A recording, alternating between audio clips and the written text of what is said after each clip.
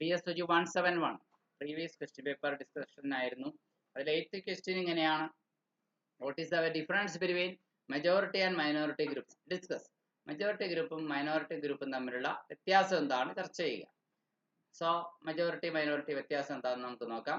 The study of ethnic groups incorporates both majority and minority groups.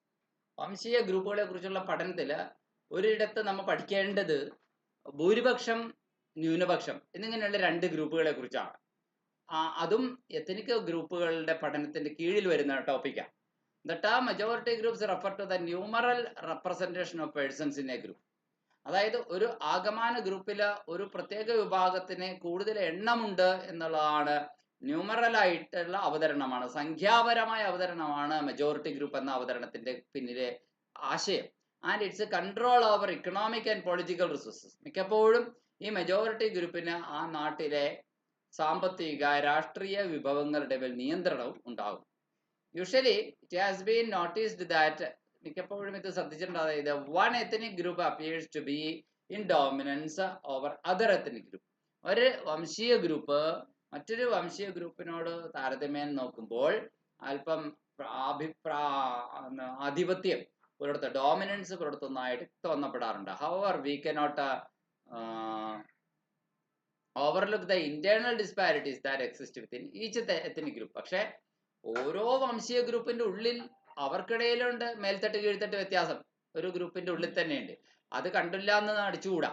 In terms of economic status, പ്രത്യേകിച്ചും പൈസയുടെ കാര്യത്തിൽ സാമ്പത്തികമായ ശക്തിയുള്ളവർ, സാമ്പത്തികമായ ശക്തി കുറഞ്ഞവർ, ഇടത്തരക്കാർ എന്നിങ്ങനെ ഒരു ഗ്രൂപ്പിന്റെ ഉള്ളിൽ തന്നെ പല തട്ടുകൾ വേറെയുണ്ട്.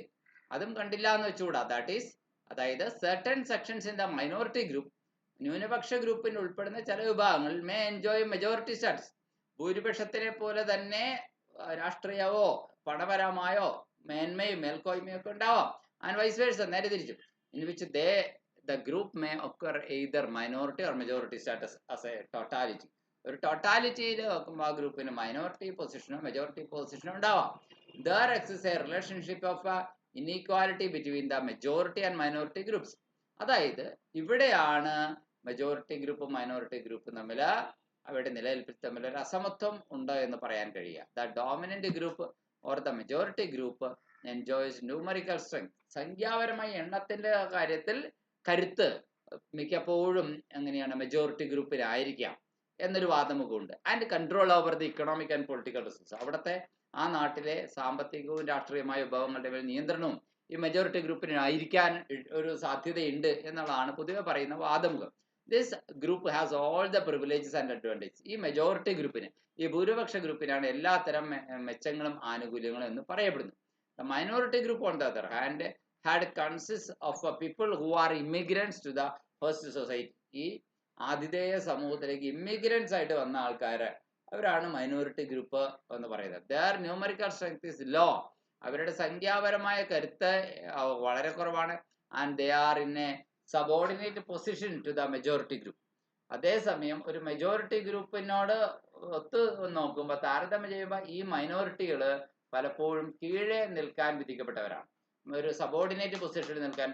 കാരണം എണ്ണം കുറവാണ്, അവരുടെ ശബ്ദം അധികം ഉയർന്നു കേൾക്കില്ല. In relation to control over the limited resource. രാജ്യത്തുള്ള പരിമിതമായ വിഭവങ്ങളുടെ മേലുള്ള നിയന്ത്രണത്തിന്റെ കാര്യത്തിൽ നോക്കിയാൽ ഈ മൈനോറിറ്റി ഗ്രൂപ്പ് താഴെയാണ്, മെജോറിറ്റി ഗ്രൂപ്പിന്റെ കയ്യിലായിരിക്കും എന്നാണ് പൊതുവെ. The correlation between numerical strength and control over economic and political resources is a point of argument. പലപ്പോഴും ഈ വാദം തർക്ക വിഷയമാണ്. അതായത് ഈ മൈനോറിറ്റി മെജോറിറ്റി വ്യത്യാസവും സാമ്പത്തിക വിഭവങ്ങളുടെയും രാഷ്ട്രീയ വിഭവങ്ങളുടെയും കയ്യാളലും തമ്മിലൊരു സഹബന്ധം അഥവാ കോറിലേഷൻ ഉണ്ട് എന്ന് പറയുന്നതാണ് ആർഗ്യുമെന്റ്. ഇനി ഈ ആർഗ്യുമെന്റ് ശരിയാണോ തെറ്റാണോ എന്ന് നമുക്ക് നോക്കാം. History provides many evidence of minority dominance over mass majority. ഇത് 100% ശരിയല്ല എന്നാണ് നമ്മൾ പറഞ്ഞു വരുന്നത്.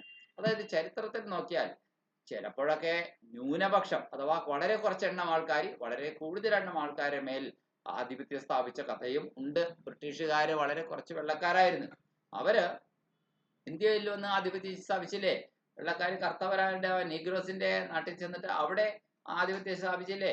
തീർച്ചയായിട്ടും ഇതൊക്കെ ആഫ്രിക്കയിലും ഇന്ത്യയിലും ഒക്കെ നടന്നത് വാസ്തവത്തിൽ ന്യൂനപക്ഷം ഭൂരിപക്ഷത്തെ ഭരിക്കലാണ്. For example, The British colonialism in India and the domination of the white minority on the black majority, വെള്ളക്കാരായ ന്യൂനപക്ഷം കറുത്തവർഗക്കാരായ ഭൂരിപക്ഷത്തിന് മേൽ ആധിപത്യം സ്ഥാപിച്ചത് ഇൻ സൗത്ത് ആഫ്രിക്ക. ഇത് സൗത്ത് ആഫ്രിക്കയിലാണ് during the days of apartheid. ഇപ്പോഴൊന്നുമല്ല, അപ്പാർത്തൈഡിന്റെ ദിനങ്ങളിൽ എന്ന് പറഞ്ഞാൽ എന്താ അർത്ഥം? അപ്പാർത്തൈഡ് എന്ന് പറഞ്ഞാൽ നമുക്കറിയാം വർണ്ണവിവേചനമാണ്. ആ വർണ്ണവിവേചനത്തിന്റെ നാളുകളിൽ ആഫ്രിക്കയിൽ അങ്ങനെയൊക്കെ ഉണ്ടായിട്ടുണ്ട്. These instances reveal that the myth surrounding the minority group concept as being a group, ന്യൂനപക്ഷ സമൂഹത്തിന്റെ ഗ്രൂപ്പ് എന്നുള്ള ഒരു മിത്ത്, അത് ഗ്രൂപ്പ് ആയിരിക്കുമ്പോൾ തന്നെ which is subject to dominance and inferior status, മേധാവിത്വത്തിനും ഒരു കീഴ് പദവിക്കും അവർ വിധേയരാണ് എന്ന് പറയുന്ന വാദമുഖമാണ്. Because of its a low numerical strength. കാരണം അവരുടെ ആളെണ്ണം കുറവാണ്, സംഖ്യാപരമായ എണ്ണം കുറവാണ് എന്ന് പറയുന്നത് അത്ര സത്യമല്ല, is not true. And it is obvious, വളരെ ക്ലിയർ ആണ്. A group providing control over political and economic resources irrespective of its numerical strength, അതിൻ്റെ സംഖ്യാപരമായ കരുത്ത് കൂടാതെ തന്നെ അതിൻ്റെ രാഷ്ട്രീയ സാമ്പത്തികപരമായിട്ടുള്ള കാര്യങ്ങളുടെ പേരുള്ള നിയന്ത്രണം പലപ്പോഴും strength becomes A majority minority. അത് ഒരു മെജോറിറ്റി മൈനോറിറ്റി ആകുന്നു എന്നുള്ളതാണ്. അപ്പൊ നമുക്ക് മനസ്സിലായി, ഇത് 100% സത്യമല്ല ഈ പറഞ്ഞ ആർഗ്യുമെന്റ്. മൈനോറിറ്റി എപ്പോഴും മെജോറിറ്റിയുടെ കീഴേ ആയിരിക്കുമെന്നും മൈനോറിറ്റിക്ക് വിഭവങ്ങൾ ഇല്ലായിരിക്കുമെന്നും മെജോറിറ്റി എല്ലാം കൈയടക്കിക്കൊണ്ട് പോകുന്നു എന്നുള്ളതും എപ്പോഴും ഒന്നും ശരിയല്ല എന്നും ചരിത്രത്തിൽ അതിനെതിരായിട്ടുള്ള കാരണങ്ങളും തെളിവുകളും ഉണ്ടായിട്ടുണ്ടെന്നും വെള്ളക്കാർ ഭൂരിപക്ഷം വരുന്ന ഇന്ത്യക്കാരെ അടക്കി ഭരിച്ചിരുന്നു എന്നും ഇതൊക്കെയുള്ള കാര്യങ്ങൾ അതാണ് ഒരു വശത്ത്.